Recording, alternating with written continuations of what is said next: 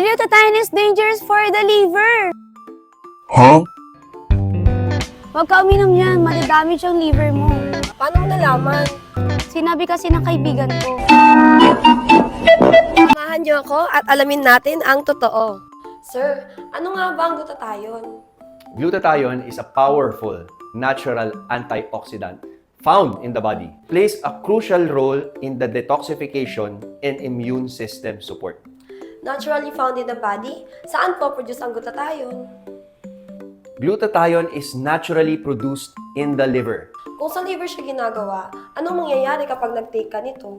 Three scientific studies tayo na gustong tingnan. The first one is merong improvement yung liver dun sa may non-alcoholic fatty liver disease. The second study, as yung mga nagtitake ng glutathione ay may improvement dun sa may chronic liver disease. At yung third study natin ay may improvement pa rin yung mga may general liver conditions. Ano pong ibig sabihin nun? So the final verdict, glutathione is safe for the liver. Bakit? Dahil sa liver siya ginagawa. Oh my God! Wow!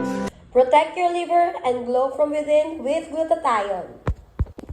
Take only premium glutathione from Ishin. Premium glutathione for a healthier you.